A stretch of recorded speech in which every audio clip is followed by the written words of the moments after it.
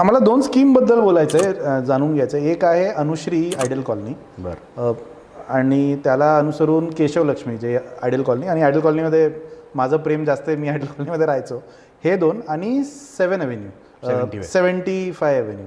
तर पहिले अनुश्री, कारण 75 अव्हेन्यू हा आय थिंक प्युअरली कमर्शियल आहे की मिक्स यूज आहे. हां, पण ते कमर्शियल आय थिंक मॉडेल मेट्रोमध्ये आल्यानंतर ते एक दिसून येणारी साईट आहे. करेक्ट. तर 75चं काय, म्हणजे I think it also took a lot of time to start, आणि ते जातं. हां, 70 वेस्ट ॲव्हेन्यूच्या बाबतीत इनिशियल आम्ही म्हटलं जसं की डॉक्युमेंटेशन पार्टवरतीच खूप वेळ गेला.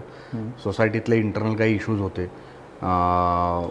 त्यामुळे जवळजवळ डॉक्युमेंट आमचं फायनल झाल्यापासून एक्झिक्युशनला 1 वर्ष गेलं त्याच्यामध्ये. ते झाल्यानंतर प्लॅन सँक्शन झाले लगेच इमिजिएटली. बिल्डिंगचं डेमॉलिशनचं काम सुरू केलं आम्ही, आणि मेट्रोचं काम सुरू झालं. हो. त्यामुळे ती साईट ॲक्च्युली बिल्डिंग उभी राहीपर्यंत कोणाच्या लक्षातच नाही आली.